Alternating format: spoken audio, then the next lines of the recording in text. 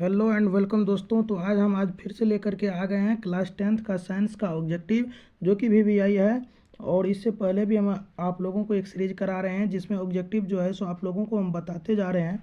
तो आप लोग जो है सो इसको नोट करते जाइएगा और रिवाइजिंग करते जाइएगा। तो उससे पहले आप लोग मेरे चैनल को सब्सक्राइब कर लीजिएगा। डेली आपको यहाँ पर के ऑब्जेक्टिव का सीरीज देखने को मिलता है, तो मेरे चैनल से आप कर सकते हैं। तो यहाँ से आप अच्छा से अपना टारगेट ले सकते हैं। तो चलिए देखते हैं आज क्लास 10th का जो है साइंस का VVI ऑब्जेक्टिव। चलिए शुरू करते हैं। देखिए पहला नंबर क्वेश्चन है यहाँ पे, सिरका में कौन सा अम्ल पाया जाता है। तो देखिए सिरका में जो अम्ल पाया जाता है तो उस अम्ल का क्या नाम है, एसिटिक अम्ल नाम है। क्या नाम है, तो इसका सही आंसर क्या होगा, बी होगा। बना सकते हैं। तो देखिए फॉर्मिक अम्ल किस में पाया जाता है, तो चींटी में पाया जाता है। इसको भी आपको याद रखना है, चींटी में पाया जाता है। और यहाँ से आप एक बात याद रख सकते हैं कि लैक्टिक अम्ल जो है सो लैक्टिक अम्ल कहाँ पाया जाता है। देखिए लैक्टिक अम्ल जो है सो पाया जाता है कहाँ पे, दही में पाया जाता है लैक्टिक अम्ल। और देखिए यहाँ पे टार्टिक अम्ल जो है सो टार्टिक अम्ल कहाँ पाया जाता है, इमली में पाया जाता है। इमली में टार्टिक अम्ल पाया जाता है। तो इसका सही आंसर क्या हो जाएगा, एसिटिक अम्ल। एसिटिक अम्ल बी हो जाएगा। और इसी तरह से आप लोग करते रहिएगा। चलिए देखते हैं दूसरे नंबर क्वेश्चन को। अब देखिए दूसरा नंबर क्वेश्चन क्या कह रहा है, चुंबकीय क्षेत्र का मान कहाँ अधिक होता है। तो चुंबकीय क्षेत्र का मान जो है सो कहाँ सबसे अधिक होता है, तो वो ध्रुवों पे होता है। कहाँ होता है, और इसमें एक और बात आपको याद रखना है, जो है सो मध्य में जो है सो सबसे कम होता है। कहाँ होता है, मध्य में सबसे कम होता है चुंबकीय क्षेत्र का मान। और सबसे अधिक कहाँ होता है, ध्रुव पे होता है। तो इसका सही आंसर क्या हो जाएगा, ए हो जाएगा। ध्रुव पर होता है चुंबकीय क्षेत्र का सबसे अधिक मान। चलिए देखते हैं तीसरे नंबर क्वेश्चन को। देखिए अब तीसरा नंबर क्वेश्चन क्या है, कह रहा है प्राथमिक रंग कौन सा है। प्राथमिक रंग कौन सा है, तो इसमें आपको याद रखना है RBG, यानी कि रेड, ब्लू और green. Green green, red blue और ग्रीन। तो यहाँ पे आप देखिए रेड भी होगा, ग्रीन भी होगा, ब्लू भी होगा, ग्रीन भी होगा। तो इसका सही आंसर क्या हो जाएगा, डी हो जाएगा। तीनों हो जाएगा, डी होगा इसका सही आंसर। तो चलिए आप लोग इसका डी मार दीजिए और चलते हैं चौथे नंबर प्रश्न पे। देखिए चौथा नंबर प्रश्न अब क्या है, पैकेट में कौन सी गैस डाली जाती है। तो चिप्स के पैकेट में जो है सो यहाँ पे कौन सी गैस डाली जाती है, तो वो क्या होगा, नाइट्रोजन होगा। कौन सा गैस होगा, नाइट्रोजन होगा। इसका सही आंसर क्या हो जाएगा, बी हो जाएगा। बी हो जाएगा। अब देखिए नाइट्रोजन N2, इससे आप एक और क्वेश्चन याद रख सकते हैं। हमारे वातावरण में जो है सो यहाँ से कितने परसेंट, 78% नाइट्रोजन जो है सो उपस्थित है। और आपको अगर पूछ दिया जाए कि CO2 कितना उपस्थित है, तो CO2 के बारे में आप क्या लिखेंगे, तो 0.03% CO2 उपस्थित है। और आपको O2 के बारे में अगर पूछ दिया जाए तो O2 कितना हो जाएगा, O2 21% उपस्थित है। तो आप लोग इसको भी याद रखेंगे। तो चलिए यहाँ पे इसका सही आंसर क्या होगा, बी होगा, नाइट्रोजन होगा। चिप्स के पैकेट में नाइट्रोजन गैस भरी जाती है। तो आप लोग एक क्वेश्चन के साथ साथ कई क्वेश्चन को आप लोग रिलेट करके याद रखेंगे तो अच्छा होगा बोर्ड के तैयारी के दृष्टिकोण से। चलिए देखते हैं अगला प्रश्न। अगला प्रश्न देखिए यहाँ पे क्या है, दूर बिंदु और निकट बिंदु के बीच की दूरी को क्या कहते हैं। देखिए दूर बिंदु और निकट बिंदु के बीच की दूरी को हम क्या कहते हैं, तो दृष्टिप्रास कहते हैं। क्या कहते हैं, इसका सही आंसर ए हो जाएगा। देखिए दृष्टिप्रास हो गया। अब देखिए इससे रिलेटेड भी आप क्वेश्चन याद रख सकते हैं। यहाँ पे देखिए निकट दृष्टि दोष है, तो आपको क्या याद रखना है, निकट दृष्टि दोष में कौन सा लेंस का प्रयोग होता है, तो अवतल लेंस का प्रयोग होता है। तो ये भी आपको याद रखना है, इस तरह से रिलेट करके आपको याद रखना है। तो चलिए इसको भी आप याद रख लीजिएगा। चलते हैं छठे नंबर प्रश्न पे। प्रश्न क्या है, लेंस में फोकस की संख्या कितनी होती है। तो लेंस में फोकस की संख्या कितनी होती है, आपको तो पता होगा। देखिए हम बताते हैं फिर से यहाँ पे, लेंस में फोकस की संख्या कितनी होती है। चलिए देखते हैं, एक लेंस बनाते हैं अपन लोग। और यहाँ पे देखिए यहाँ पे क्या हो जाएगा, ये वो हो जाएगा। यहाँ पे देखिए एक फोकस होगा, यहाँ पे एक वक्रता केंद्र होगा, यहाँ भी फोकस होगा और वक्रता केंद्र होगा। यानी कि लेंस में जो है सो 2 फोकस और 2 वक्रता केंद्र होता है। तो यहाँ पे क्या पूछा गया, लेंस में फोकस की संख्या कितनी होती है, तो 2 होगी। 6 का सही आंसर क्या हो जाएगा, ए हो जाएगा। क्या हो जाएगा, ए हो जाएगा। चलिए आप लोग 6 का ए नंबर क्वेश्चन टिक कीजिए, आंसर टिक कीजिए। और चलिए देखते हैं 7वें नंबर प्रश्न को। तारे क्यों टिमटिमाते हुए नजर आते हैं। तो देखिए तारे क्यों टिमटिमाते हुए नजर आते हैं, तो प्रकाश के अपवर्तन के कारण नजर आते हैं। तो 7 का सही आंसर क्या हो जाएगा? बी हो जाएगा। अब देखिए यहाँ से आप किस तरह से क्वेश्चन को रिलेट करके याद रख सकते हैं ऑप्शन से। यहाँ पे देखिए प्रकाश का परावर्तन जो है, तो प्रकाश का परावर्तन के कितने नियम होते हैं? 2 नियम होते हैं। 2 नियम होते हैं प्रकाश के परावर्तन के, तो आप यह भी नियम यहाँ से याद रख सकते हैं। अब देखिए यहाँ पे एक और क्वेश्चन से आप यहाँ पे याद रख सकते हैं। तो देखिए वो क्या है, यहाँ पे देखिए डी नंबर जो है, सो प्रकाश का वर्ण विक्षेपण, प्रकाश के वर्ण विक्षेपण जो विक्षेपण में प्रकाश कितने रंगों में विभक्त हो जाता है? तो 7 रंगों में विभक्त हो जाता है। 7 रंगों में विभक्त हो जाता है। तो इस तरह से आप याद रख सकते हैं। तो चलिए देखते हैं 8वें नंबर प्रश्न को। 8वां नंबर प्रश्न देखिए यहाँ पे क्या है। 8वां नंबर प्रश्न है आपका, 8वां नंबर यहाँ पे प्रश्न है, उत्तल दर्पण द्वारा प्रतिबिंब कैसा बनता है? तो उत्तल दर्पण के द्वारा जो है प्रतिबिंब कैसा बनता है? उत्तल दर्पण के द्वारा सीधा और छोटा प्रतिबिंब बनता है। तो 8 का सही आंसर क्या हो जाएगा? बी हो जाएगा। 8 का सही आंसर बी होगा। देखिए अब यहाँ पे आपको याद रखने की बात है। तो यहाँ पे देखिए अब छोटा प्रतिबिंब किस में बनता है? तो छोटा प्रतिबिंब आपको उत्तल दर्पण में बनेगा। किस में बनेगा? उत्तल दर्पण में आपको छोटा प्रतिबिंब बनता है। अब कहिएगा सर बड़ा प्रतिबिंब कहाँ बनता है? तो बड़ा प्रतिबिंब आपको अवतल में बनेगा। कहाँ बनेगा? अवतल में बड़ा प्रतिबिंब बनेगा। अब देखिए यहाँ पे आप कहिएगा सर बराबर प्रतिबिंब कहाँ बनता है? तो बराबर जो है बराबर आपको समतल दर्पण में बनेगा। समतल दर्पण में आपको बराबर प्रतिबिंब बनता है। अब आप कहिएगा सर छोटा और बड़ा कहाँ बनता है? छोटा और बड़ा प्रतिबिंब कहाँ बनता है? तो ये आपको कहाँ बनेगा? अवतल दर्पण में बनेगा। कहाँ बनेगा? अवतल दर्पण में। अवतल दर्पण में आपको छोटा, बड़ा और बराबर प्रतिबिंब तीनों बनता है। तो इस तरह से आप याद रखेंगे। तो 8 का सही आंसर क्या हो जाएगा? उत्तल दर्पण में कौन सा प्रतिबिंब बनता है? तो वो हो जाएगा छोटा और सीधा प्रतिबिंब बनता है। चलिए देखते हैं 9वें नंबर प्रश्न को।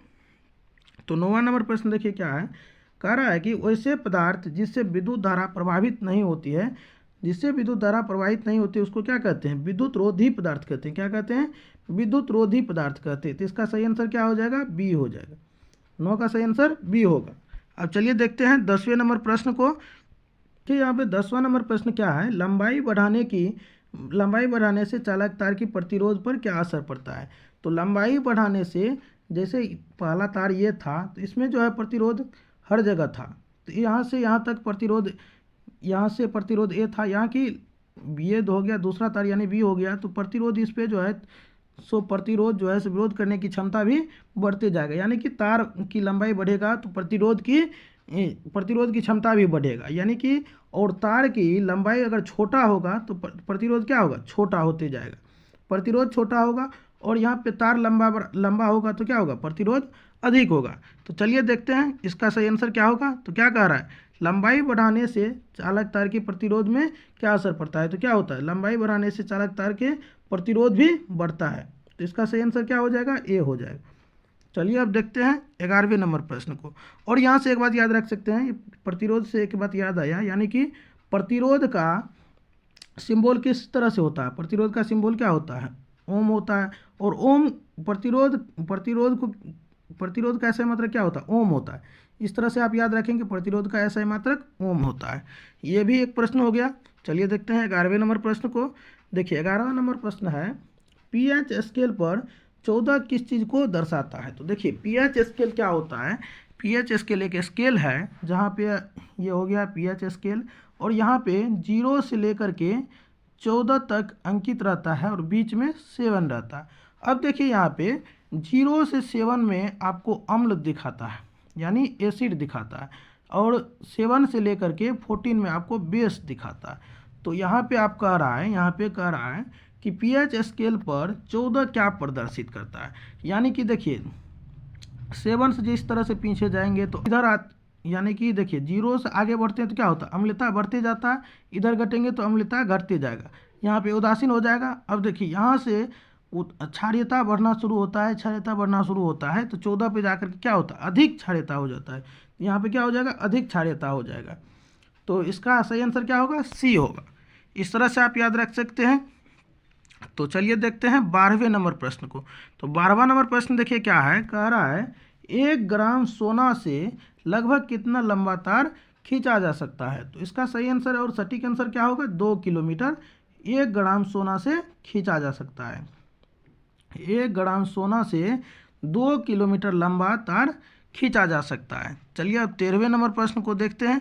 पे 13वां नंबर प्रश्न क्या कह रहा है, तेज प्रकाश से में पुतली का आकार कैसा होता है। तो पुतली, आँख में जो पुतली होता है, अगर तेज प्रकाश में, आप लोगों को याद होगा कि जब धूप में आप निकलते हैं, जब धूप में निकलते हैं तो देखे होंगे, जब धूप में निकलते हैं और घर आते हैं तो आपको कुछ नहीं सुझाई देता है। तो यानी कि क्या होता है कि तेज प्रकाश में जो है सो क्या होता है, छोटा हो जाता है, पुतली छोटा हो जाता है। और क्या होता है, प्रकाश जो है सो छोटा, बड़ा प्रकाश जब जाने लगता है तो क्या होता है, जब एकाएक आप अंधेरा में आते हैं तो क्या होता है, आपको दिखाई नहीं देता है, दिखाई नहीं देता है, क्योंकि आपका पुतली छोटा है। तो छोटा सा नगण्य प्रकाश, यानी कि अंधेरा से, अंधेरा वाला प्रकाश आपके आँख में नहीं जा पाता है। और तेज प्रकाश में क्या होता है, तो पुतली जो है छोटा हो जाता है। और इसका सही आंसर क्या होगा, 13 का सही आंसर ए हो जाएगा।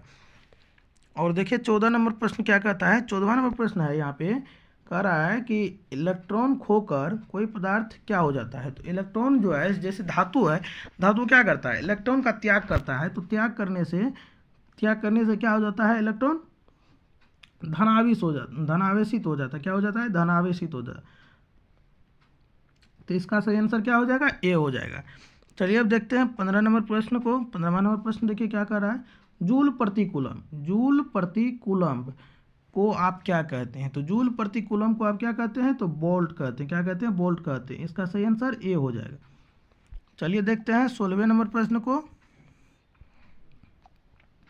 तो देखिए 16वां नंबर प्रश्न है, 1 HP कितने के बराबर होता है।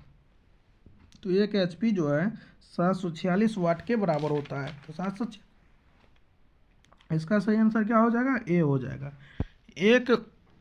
एक HP 746 वाट के बराबर होता है। यानी कि HP बराबर मतलब क्या होता है, HP मतलब होता है हॉर्स पावर। 1 हॉर्स पावर बराबर कितना होता है, 746 वाट। और विद्युत शक्ति का ऐसा मात्रक क्या होता है, वाट होता है। क्या होता है, विद्युत शक्ति, विद्युत शक्ति का ऐसा मात्रक क्या होता है, वाट होता है। विद्युत शक्ति का ऐसा मात्रक वाट होता है। क्या होता है, वाट होता है, वाट होता है। चलिए देखते हैं 17वें नंबर प्रश्न को। 17वां नंबर प्रश्न देखिए क्या है, कह रहा है कौन सा लेंस बीच में पतला तथा किनारे पर मोटा होता है। तो कौन सा लेंस, देखिए एक लेंस हम बनाते हैं, यहाँ पे देखिए ये अवतल लेंस है, और ये देखिए बीच में पतला है और कात में क्या है, मोटा है। तो इस तरह से आप देख सकते हैं। और एक और लेंस बनाते हैं, ये हो गया उत्तल लेंस। आप देखिए ये जो है सो बीच में मोटा है और कात में पतला है। तो इस तरह से आप देखिए कौन सा लेंस बीच में पतला होता है। तो अवतल लेंस जो है सो बीच में पतला होता है। तो इसका सही आंसर क्या होगा, बी होगा। 17 का सही आंसर बी हो गया। चलिए देखते हैं 18 नंबर प्रश्न को। देखिए 18वां क्या है, इनमें से कौन सा प्रकाश संश्लेषी अंगक है। तो हरित लवक को क्या कहा जाता है, प्रकाश संश्लेषी अंगक। तो ए नंबर सही आंसर हो जाएगा। अब देखिए 19वें नंबर प्रश्न को। 19वां नंबर प्रश्न देखिए क्या है, किसकी उपस्थिति के कारण लोहे में जंग लगता है। यानी लोहा में जंग जो है सो किसके कारण लगता है, वायु और जल के कारण। तो क्या हो जाएगा, आर्द्र वायु के कारण जो है सो क्या होगा, लोहा में जंग लगेगा। अब देखिए 20वां नंबर प्रश्न क्या कह रहा है। 20वां नंबर प्रश्न है यहाँ पे, आपतन कोण अगर आई होगा, परावर्तन कोण अगर आर होगा, तो निम्न में कौन सही होगा। तो परावर्तन का नियम क्या कहता है, आई बराबर आर होना चाहिए। तो क्या होगा, ए नंबर सही आंसर हो जाएगा। ए नंबर क्या होगा, सही आंसर हो जाएगा। आपतन कोण बराबर परावर्तन कोण, यानी आई बराबर आर होगा। तो चलिए आप लोगों को उम्मीद करते हैं कि ये वीडियो आप लोगों को समझ में आ गया होगा। और आप लोग सब्सक्राइब नहीं करते हैं तो सब्सक्राइब कर दीजिएगा, वीडियो को लाइक कीजिएगा और दोस्तों के साथ भी शेयर कीजिएगा। मिलते हैं अगले टॉपिक के साथ, अगले नए ऑब्जेक्टिव के साथ। तब तक के लिए बाय।